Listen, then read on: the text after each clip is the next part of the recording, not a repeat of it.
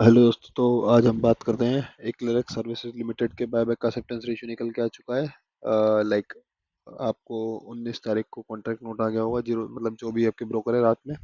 और इसकी 22 तारीख को पेमेंट कंसिडरेशन डेट है। लाइक जो भी शेयर आपके बायबैक में एक्सेप्ट हुए हैं वो 22 तारीख को आपके अकाउंट में पैसे आ जाएंगे, और बचे हुए शेयर्स भी लाइक 22 या 23 तारीख तक आपके डीमेट में वापस आ जाएंगे। मोस्टली 22 तारीख तक आ जाएंगे। ठीक है, 22 जुलाई तक। अब हम बात करते हैं इसमें क्या एक्सेप्टेंस रेशियो निकल का है। तो अगर आप अपना कॉन्ट्रैक्ट नोट चेक करेंगे, देखो पहली बात तो ये एक्सेप्टेंस रेशियो आपको कहीं भी ऑफिशियली गूगल पे या कहीं पे भी सर्च करेंगे तो नहीं मिलेगा। तो आपका एक्सेप्टेंस रेशियो अगर आपको निकालना है तो कॉन्ट्रैक्ट नोट चेक करना होगा, आपने कितने शेयर टेंडर किए थे और कितने एक्सेप्ट हुए हैं।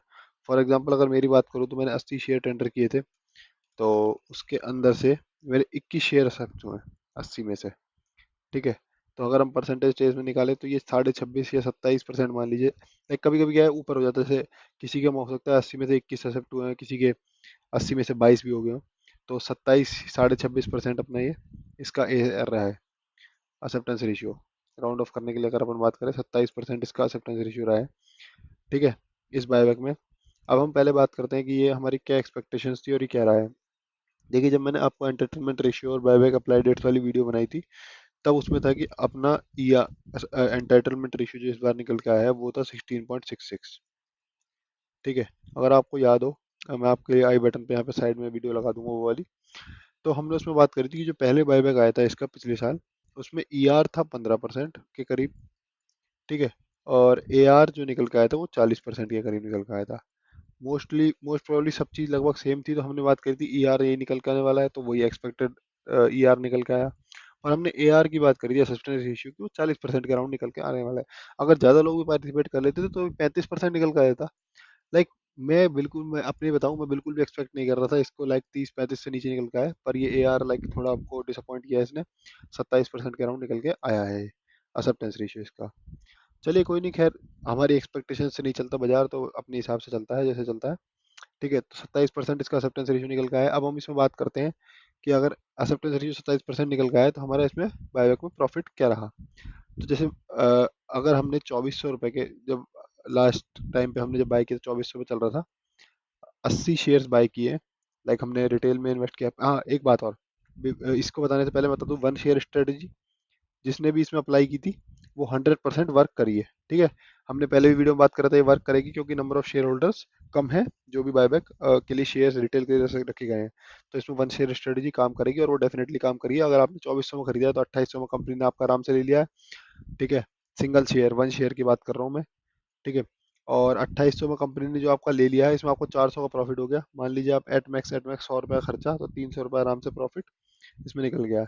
वैसे 400 प्रॉफिट दिख रहा है, पर एट मैक्स 100 रुपये खर्चा वगैरह एस टी टी या बायबैक ऑर्डर प्लेसमेंट और ये सब कोई जो भी है खर्चा वर्चा मान के, तो ये इसका वन शेयर ट्रेडिंग काम रहा है। अगर बात करते हैं बड़ी इन्वेस्टमेंट के लिए कि आपने 80 शेयर एट मैक्स बाय कर सकते थे कट ऑफ प्राइस के अकॉर्डिंग। तो अगर आपने 80 शेयर्स बाय किए हैं 2400 के प्राइस से, तो इसमें अपना इन्वेस्टमेंट हो गया करीब करीब 1,92,000 रुपये का। ठीक है, 80 में से हमारे 21 शेयर एक्सेप्ट हो चुके हैं, तो 21 शेयर में हमें 400 रुपये के हिसाब से प्रॉफिट हुआ है। ठीक है, 21 शेयर में हमें 400 के हिसाब से प्रॉफिट हुआ, हमें प्रॉफिट हुआ 8,400 रुपये का। 8,400। ठीक है, अगर हम परसेंटेज में बात करें 1,92,000 से 8,400 की, तो ये लाइक 4-4.5% के बीच में आ रहा है, 4.3% हमें इस बायबैक ने with in a month return generate करके दिया है, 4.3% रिटर्न।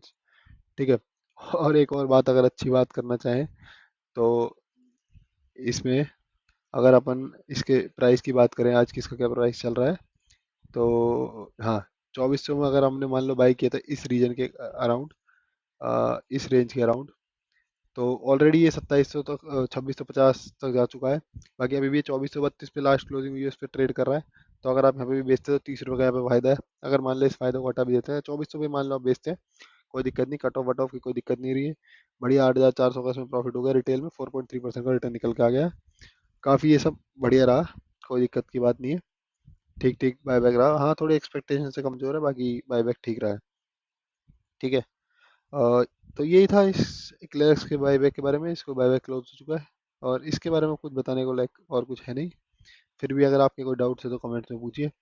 और अगर हम इन फ्यूचर अभी बात करें क्या बायबैक आगे का क्या कैलेंडर है बायबैक में, तो अभी एज सच कोई भी बायबैक ऐसा नहीं है जो ओपन मतलब अनाउंस्ड है। ओपन एक दो अनाउंस्ड है इस समय, आई थिंक, हाँ, केडीडीएल का एक बायबैक है जिसमें हमने वीडियो बनाई, जो इतना अट्रैक्टिव नहीं लग रहा है क्योंकि साइज छोटा है। दूसरा हमने बनाई थी एक वीडियो औरोबिंदो फार्मा की, ठीक है। औरोबिंदो फार्मा बायबैक अभी के लिए फिलहाल अच्छा नहीं लग रहा है क्योंकि प्राइस उसका काफ़ी हाई है, 1360 प्राइस चल रहा है, 1460 उसकी बायबैक प्राइस रखी गई है। अगर वो नीचे आता है तो हम उसको कंसीडर कर सकते हैं। इसमें अगर हम स्टार बना लें, लाइक टेकन केयर हो सकता है रिकॉर्ड डेट के टाइम पे। बाकी और कोई बायबैक की बात करें तो दो कंपनीज है, लाइक एक है वेल्सपन लिविंग, ठीक है। इसने बोला है कि ये 24 तारीख को, 24 से लाइक आई थिंक बजट के अगले वाले दिन 24 तारीख को ये अपने रिजल्ट्स और बायबैक का कंसिडर करेगी बोर्ड मीटिंग। और एक और कंपनी है, छोटी कंपनी है वो, लेडर ऑफ फाइनेंस, वो भी अपनी करेगी। देखते हैं ये लोग क्या अनाउंस करते हैं, ये भी 24 तारीख को करेगी। बायबैक अनाउंस करते हैं नहीं करते, फिर हम बनाते हैं इसमें वीडियो जो भी आता है। क्या हमें इसमें लाइक पार्टिसिपेट करना चाहिए नहीं करना चाहिए। केडीडीएल में तो मोस्टली अवॉइड ही है सिचुएशन, और ओबिंदो में देखते हैं अभी बाय लाइक रिकॉर्ड डेट के आसपास क्या होता है।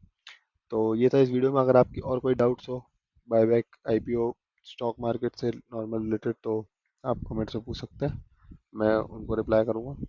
और हाँ दोस्तों, एक बात और जरूर ध्यान रखना, देखिए ये जो भी कंपनी बायबैक लेके आ रही है, ठीक है, बायबैक कंपनी ला रही है, खुद के शेयर वापस खरीद रही है, या कंपनी जो भी आईपीओ ला रही है, ठीक है, ये जो चल रहा है ना, मीन्स ये जो सिनेरियो है बायबैक और आईपीओ को ज़्यादातर कंपनियां ला रही है इस समय सोच रही है, ये तभी होता है जब बुलिश ट्रेंड चल रहा होता है मार्केट में, बुलिश, ठीक है। ये बात एक क्लियर है बिल्कुल, ये सब चीज़ बुलिश में ही आएगी क्योंकि इस समय ही सबको भाव सबसे अच्छा मिल रहा होता है बाजार में, इसलिए वो सब ये भी कॉर्पोरेट एक्शन करने की कोशिश करते हैं। अगर मार्केट में बियरिश ट्रेंड आ जाए किसी कारण से, तो ये सब चीज़ें बंद हो जाएगी, लाइक एक तरीके से फुल स्टॉप लग जाएगा। मैं ये नहीं कह रहा कि करंटली मार्केट में बियरिश ट्रेंड आ चुका है, एक छोटा सा गिरावट 2-3% की आई है, कोई खास बात नहीं है। लाइक आई थिंक मार्केट 10% तक भी करेक्ट हो सकता है, इसमें कोई खास बात नहीं होगी, ओवर वैल्यूएट बहुत हो गया। और आप सीखिए, मार्केट कभी भी एक तरफ यूं नहीं चलता। देखिए वो चलेगा, रुकेगा, फिर चलेगा, फिर रुकेगा, तो ये चलेगा फिर रुकेगा। अगर ऐसे चलता रहेगा तो ये लंबा चलेगा, इसमें मतलब स्ट्रेंथ ज़्यादा है। अगर ऐसे ही चलता रहा तो ये गिरेगा भी ऐसे ही, ठीक है। तो ऐसे मार्केट में स्ट्रेंथ बिल्कुल नहीं होती, ऐसे मार्केट में चलेगा रुकेगा चलेगा रुकेगा चलेगा ऊपर नीचे, इसमें स्ट्रेंथ बनी रहती है। तो बुलिश ट्रेंड मार्केट का कहीं नहीं गया है। हाँ, थोड़ा कॉशियस होने का समय आ चुका है क्योंकि बजट भी पास में है। बाकी देखते हैं जो भी है, और बजट के बाद हम बात करते हैं कि कुछ बजट वाले दिन पता चल जाएगा कि क्या मार्केट का ट्रेंड कंटिन्यू रहने वाला है या थोड़ा कंसोलिडेशन या बेयरिश ट्रेंड में आने वाला है। तो ये था इस वीडियो में, और मिलते हैं किसी अगले वीडियो में। ठीक है, थैंक्स।